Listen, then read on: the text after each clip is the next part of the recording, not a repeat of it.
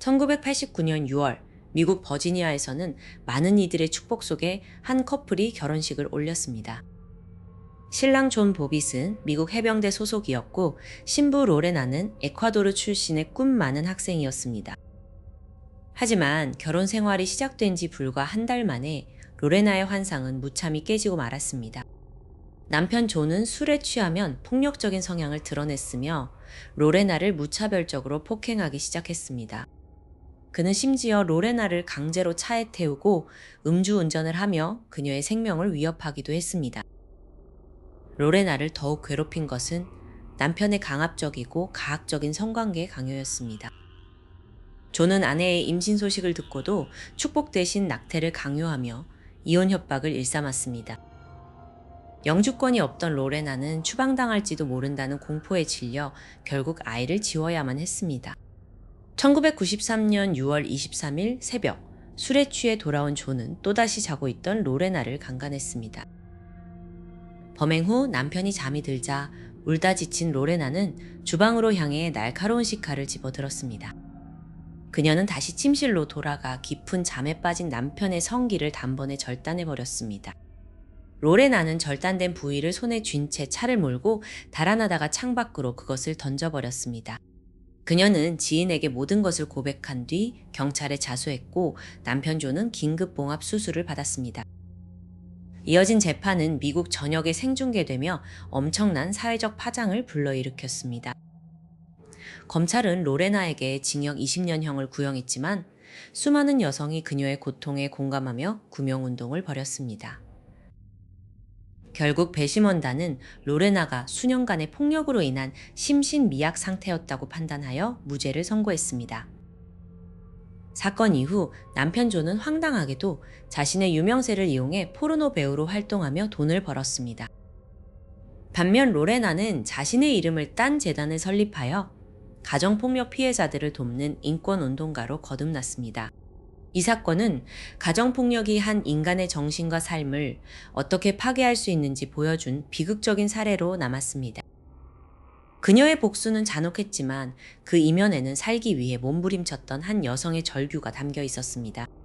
폭력의 고리는 끊겼지만 그녀가 감당해야 했던 상처는 평생 지워지지 않을 것입니다. 존 보빗은 최근 질병으로 인해 발가락을 모두 잃었다는 소식이 전해지며 인과응보라는 반응을 얻기도 했습니다. 보비한다는 농담 같은 유행어 뒤에는 수많은 가정폭력 피해자들의 눈물이 숨겨져 있음을 우리는 기억해야 합니다. 오늘 우리는 이 엽기적인 사건을 통해 인간의 광기와 생존 본능을 동시에 목격했습니다. 가정이라는 울타리가 때로는 가장 끔찍한 지옥이 될 수도 있다는 사실은 우리에게 깊은 경각심을 줍니다. 로레나 보빗의 이야기는 단순한 범죄를 넘어 여성인권과 법적 정의에 대한 중요한 논쟁을 남겼습니다. 그녀가 잃어버린 아이와 망가진 청춘은 그 어떤 법적 승리로도 보상받을 수 없습니다. 이제 그녀는 과거의 상처를 딛고 다른 이들에게 빛이 되어주는 삶을 살아가고 있습니다. 우리는 이 비극이 반복되지 않도록 우리 주변에 고통받는 이웃들에게 더 많은 관심을 기울여야 합니다. 진실은 때때로 우리가 마주하기 힘든 불편함을 주지만 그것이 변화를 만드는 시작점이 됩니다. 이번 장을 마치며 여러분은 이 사건의 무죄 판결에 대해 어떻게 생각하시는지 묻고 싶습니다. 정의란 때로는 법전 속의 문구가 아니라 짓밟힌 인간의 존엄성을 회복하는 일일지도 모릅니다. 다음 장에서는 믿음이라는 이름 아래 벌어진 또 다른 소름 끼치는 사건을 다루어 보겠습니다. 로레나의 상처는 아물었지만 그녀의 이름은 영원히 역사 속에 기록될 것입니다. 그녀가 휘둘렀던 칼은 복수의 도구이자 지옥 같은 현실을 끊어내기 위한 유일한 수단이었습니다. 이 비극적인 기록을 통해 우리는 인간의 한계와 회복력에 대해 다시 한번 생각하게 됩니다. 다음 이야기에서는 죽음조차 부정하게 만든 왜곡된 믿음의 결말을 확인해 보시죠. 로레나 보빗의 사연은 여기까지입니다. 그녀가 찾은 평화가 영원히 지속되기를 진심으로 기원합니다. 이제 두 번째 비극의 문을 열어보겠습니다. 두 번째 이야기는 죽음조차 부정하게 만든 맹목적인 믿음에 관한 기록입니다. 2010년 일본의 한 평범한 아파트에서 믿기 힘든 신고가 접수되었습니다. 이웃들은 그 집에서 묘한 악취가 난다며 수차례 민원을 제기한 상태였습니다. 경찰이 문을 열고 들어섰을 때 그곳의 공기는 이미 인간의 영역이 아니었습니다.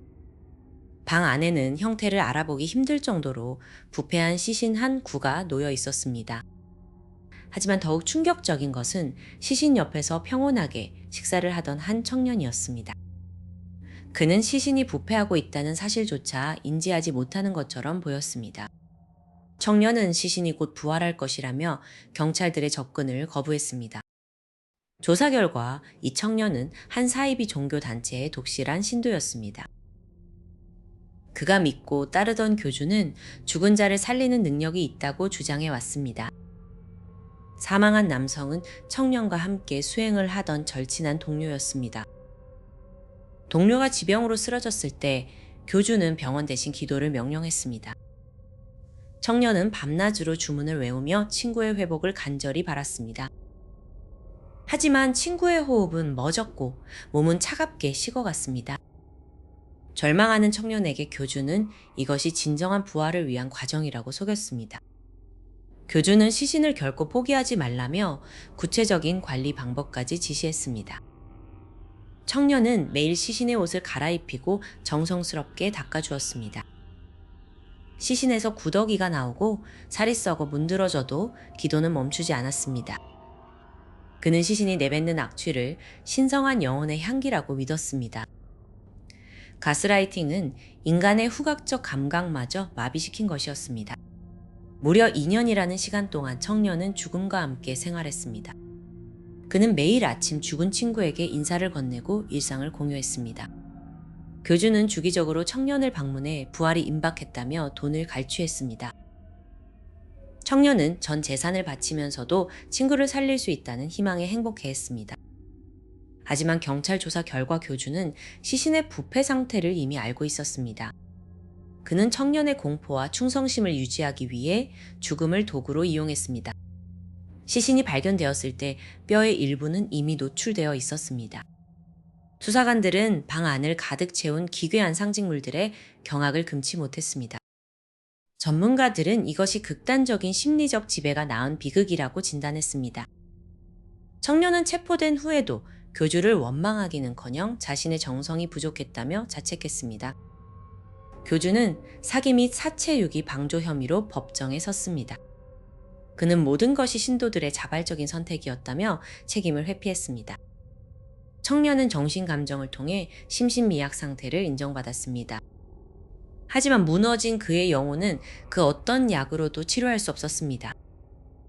이 사건은 신앙이라는 이름의 광기가 어디까지 갈 수 있는지를 보여주었습니다. 죽음보다 더 차가운 것은 산자의 머릿속에 심어진 왜곡된 믿음이었습니다. 2년 동안 부활을 기다리며 썩어갔던 것은 시신만이 아니었습니다. 사회는 이 비극적인 청년을 비난하기보다 그를 지켜주지 못한 시스템을 되돌아보았습니다. 그러나 지금 이 순간에도 어딘가에서는 또 다른 부활을 기다리는 이들이 있을지 모릅니다. 부활의 망상에 남긴 상처가 채 아물기도 전에 더 기괴한 소문이 들려옵니다. 일본의 고요한 마을에서 들려온 것은 인간이 좀비가 되었다는 비명이었습니다. 환청과 망상이 빚어낸 또 다른 참극이 이웃집 문을 두드리고 있습니다. 과연 그가 본 것은 정말 괴물이었을까요? 아니면 자신의 무너진 내면이었을까요?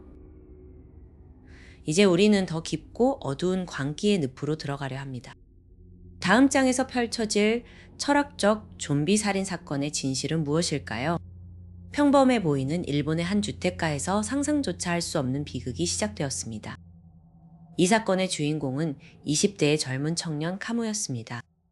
그는 어느 날부터인가 주변 사람들이 평소와 다르다는 기괴한 느낌을 받기 시작했습니다. 사랑하는 가족들의 얼굴이 마치 정교하게 만들어진 기계 인형처럼 보였습니다.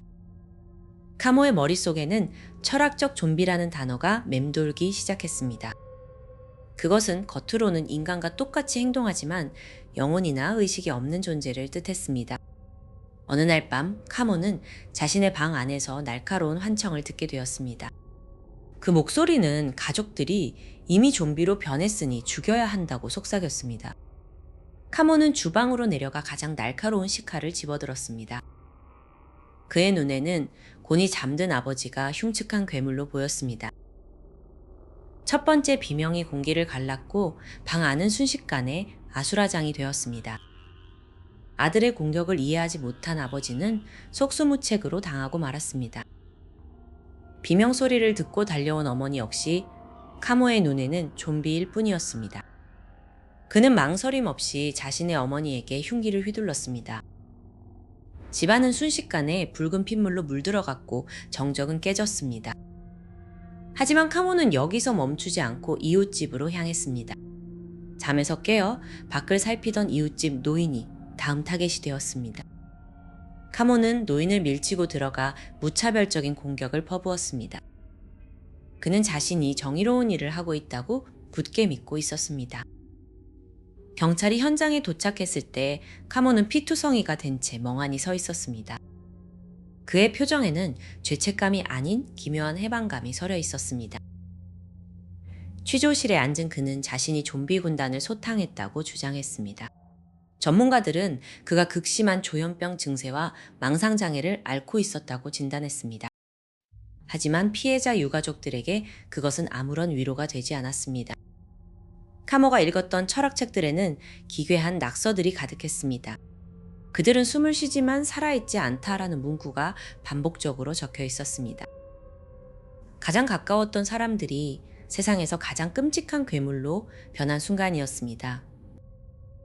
일본 사회는 이 엽기적인 철학적 좀비 사건에 큰 충격을 받았습니다. 정신질환이 어떻게 한 인간을 괴물로 만드는지 보여주는 사례였습니다. 재판 과정에서도 그는 자신의 행동이 정당방위였다고 굽히지 않았습니다. 그는 여전히 거울 속의 자신조차 좀비가 아닐지 의심하고 있었습니다. 무고하게 희생된 이웃들과 가족의 명복을 빌 시간조차 허락되지 않았습니다. 사건이 발생한 집은 지금도 흉가로 변해 방치되어 있습니다.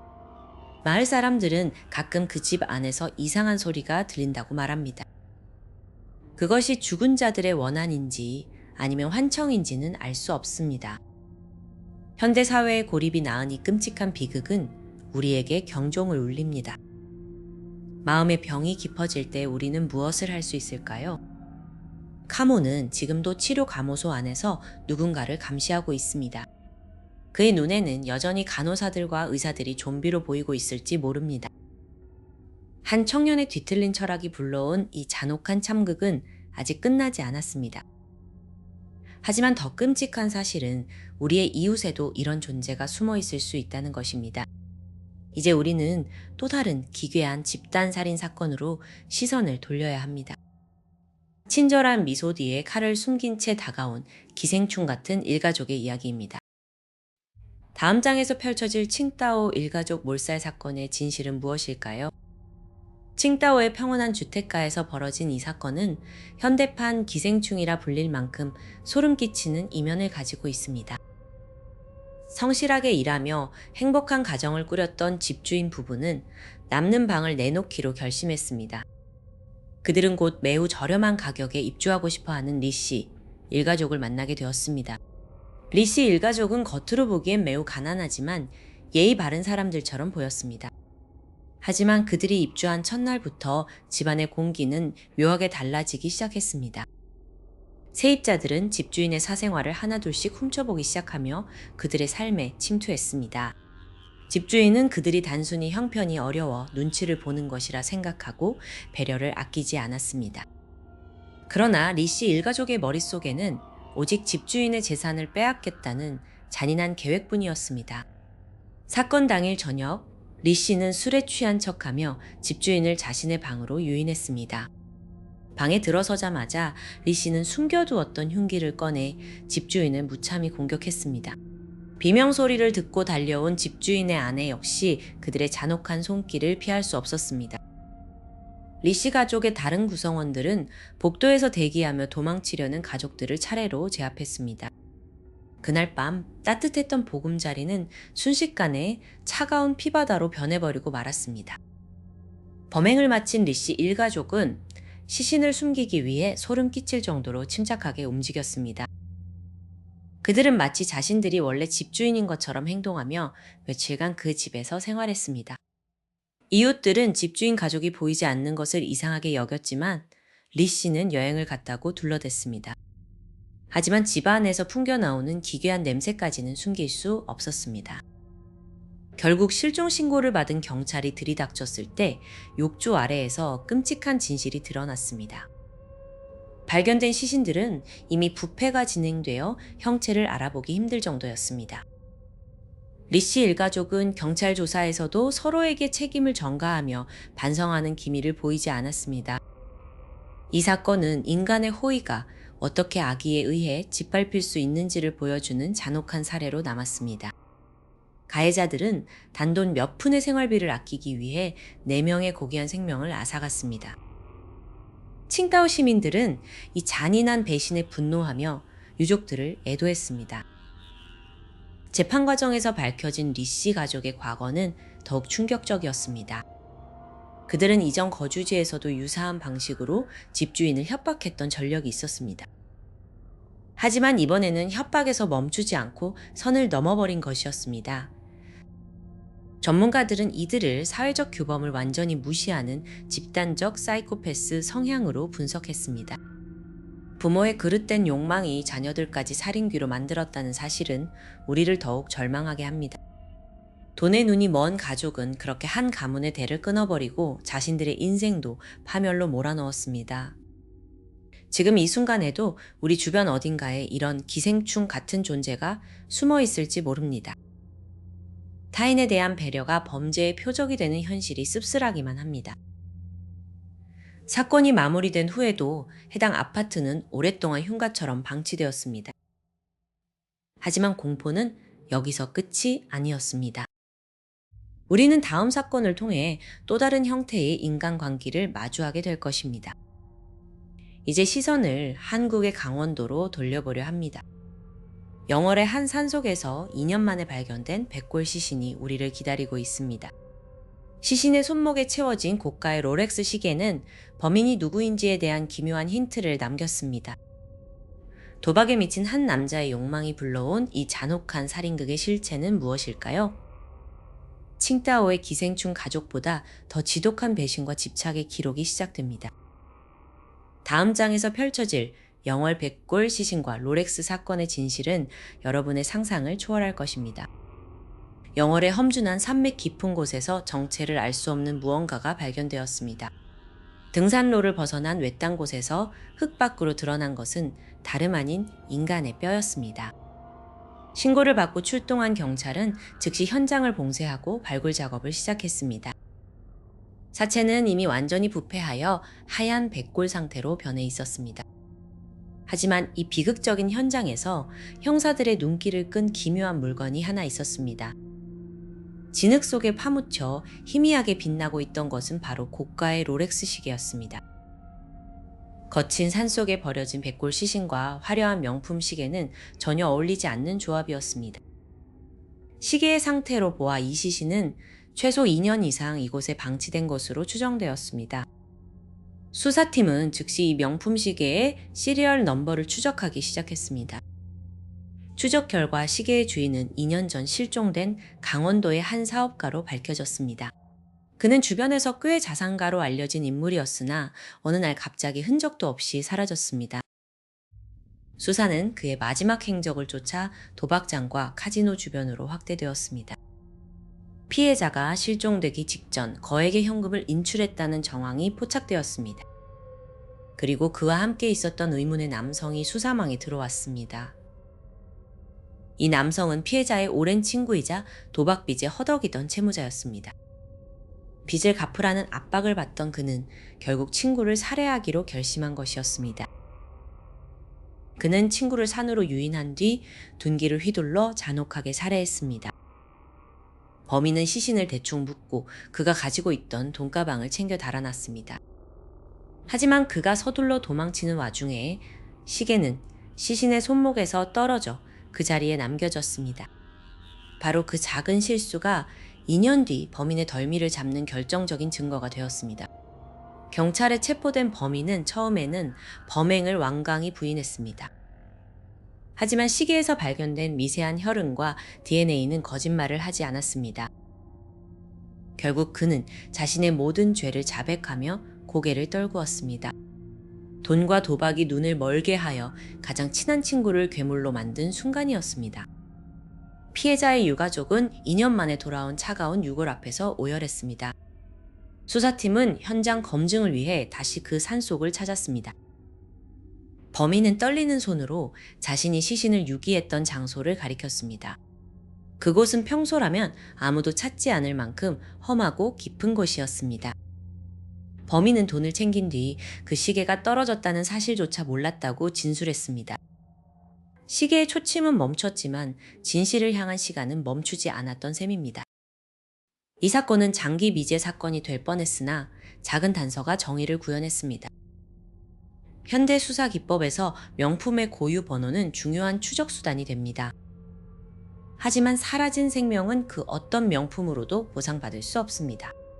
영월의 숲은 이제 더 이상 평화로운 휴양지가 아닌 범죄의 현장으로 기억될 것입니다. 인간의 욕망이 닿는 곳마다 비극은 이처럼 소리 없이 싹트고 있습니다. 법원은 범인에게 무기징역을 선고하며 사회로부터 영원히 격리했습니다. 수사를 마친 형사는 무거운 마음으로 산을 내려왔습니다. 하지만 우리가 목격한 광기는 이것이 끝이 아니었습니다. 탐욕이 개인을 넘어 한 시대의 순수함까지 파괴하는 현장이 기다리고 있습니다. 다음 장에서는 방송을 통해 전 국민의 사랑을 받았던 산골 소녀 영자와 그녀의 아버지가 겪은 참혹한 비극을 공개합니다. 강원도 깊은 산골에서 아버지와 단둘이 살던 영자의 이야기는 우리 모두의 마음을 따뜻하게 적셨습니다. 전기도 들어오지 않는 오지에서 화전민으로 살아가는 부녀의 모습은 현대인들에게 진정한 행복이 무엇인지 묻는 듯 했습니다. 영자는 글을 배우지 못했지만 산의 모든 생명과 소통하며 누구보다 맑은 영혼을 가진 소녀였습니다. 하지만 방송을 통해 이들의 순박한 삶이 공개되자마자 세상의 관심은 예기치 못한 방향으로 흐르기 시작했습니다. 수많은 사람들이 그들에게 후원금을 보냈고 영자는 순식간에 국민적인 유명인사가 되었습니다. 그러나 산골 깊은 곳까지 다음 문명의 손길은 축복이 아닌 검은 탐욕의 그림자를 동반하고 있었습니다. 돈을 노린 범죄자가 방송을 보고 영자의 집을 범행 대상으로 삼기로 결심한 것이 비극의 시작이었습니다. 2001년 추운 겨울날 밤, 영자가 잠시 집을 비운 사이 끔찍한 사건이 발생하고 말았습니다. 영자의 아버지는 후원금을 내놓으라는 협박에 저항하다가 범인의 흉기에 찔려 차가운 바닥에 쓰러졌습니다. 집으로 돌아온 영자는 싸늘하게 식어버린 아버지의 시신을 발견하고 절규하며 무너졌습니다. 범인이 훔쳐간 돈은 고작 10만 원 남짓이었으며 이는 한 사람의 생명과 바꿀 수 없는 초라한 액수였습니다. 아버지를 잃은 영자에게 세상은 더 이상 따뜻한 안식처가 아닌 잔인한 지옥과 같았습니다. 장례를 치르는 동안에도 몰상식한 사람들은 영자에게 몰려와 후원금의 행방을 물으며 그녀를 괴롭혔습니다. 상처받은 영혼을 위로하기는커녕 그녀가 가진 남은 재산에만 눈독을 들이는 추악한 인간성이 드러났습니다. 영자는 결국 모든 것을 뒤로한 채 세상을 등지고 비구니가 되어 산사로 떠나기로 결심했습니다. 그녀는 산골의 맑은 물과 공기 대신 차가운 불상 앞에서 잃어버린 평온을 찾으려 애썼습니다. 대중의 호기심이 한 순수한 가족을 어떻게 파멸로 몰아넣었는지 보여주는 이 사건은 사회에 큰 충격을 주었습니다. 이제 우리는 이 다큐멘터리에서 다룬 수많은 비극들을 다시 한번 되짚어보려 합니다. 로레나 보빗의 복수부터 영자의 비극까지 모든 사건의 중심에는 뒤틀린 인간의 욕망이 있었습니다. 가정폭력이라는 폐쇄적인 지옥에서 시작된 폭력은 결국 또 다른 폭력을 낳으며 가정을 해체했습니다. 사이비 종교에 의한 가스라이팅은 죽음마저 부정하게 만드는 광기의 힘을 보여주었습니다. 정신적 고립이 불러온 좀비 망상은 평범한 이웃을 괴물로 둔갑시켜 무고한 생명을 앗아갔습니다. 이웃의 호의를 배신으로 갚은 칭따오 일가족의 범죄는 인간이 어디까지 사악해질 수 있는지 증명했습니다. 도박빚과 탐욕으로 얼룩진 영월의 백골 시신은 긴 세월 동안 억울한 진실을 품고 있었습니다. 이러한 범죄들은 단순한 개인의 일탈을 넘어 우리 사회의 어두운 단면을 적나라하게 투영합니다. 우리는 법과 제도가 피해자들을 온전히 보호하지 못했던 순간들을 목격하며 무력감을 느끼기도 했습니다. 하지만 진실을 밝히려는 노력과 정의를 향한 갈망은 여전히 우리 사회를 지탱하는 힘입니다. 영자가 이제는 산사에서 누구의 방해도 받지 않고 평화로운 시간을 보내기를 진심으로 기원합니다. 그녀가 그토록 사랑했던 산의 품 안에서 아버지를 잃은 슬픔도 서서히 치유되기를 바랍니다. 우리는 이 기록들을 통해 인간 본성의 심연을 들여다보았고 그 공포와 대면했습니다. 광기는 언제나 우리 곁에 숨어 있으며 사소한 균열을 통해 삶을 파괴할 기회를 엿보고 있습니다. 그러나 그 공포를 인지하고 서로를 돌보는 마음이 있다면 우리는 더 나은 세상을 만들 수 있습니다. 억울하게 희생된 모든 영혼들에게 깊은 애도를 표하며 이 기록이 헛되지 않기를 소망합니다. 진정한 정의는 가해자의 처벌뿐만 아니라 피해자의 상처를 온전히 보듬는 것에서 완성됩니다. 이제 카메라는 꺼지겠지만 우리가 마주한 진실에 대한 고민은 멈추지 않아야 합니다. 이 다큐멘터리에서 소개된 사건들은 결코 먼 나라의 이야기도 남의 일도 아닙니다. 우리 주변의 평범한 일상 속에 숨겨진 비극의 씨앗을 발견하는 눈이 필요합니다. 진실을 마주하는 용기가 우리를 더 안전하고 정의로운 사회로 이끌 것입니다. 고통받았던 모든 이들의 평안을 빌며 공포와 비극의 기록 대단원의 막을 내립니다. 시청해주신 여러분, 어둠 속에서도 빛을 잃지 않는 매일이 되시길 바랍니다.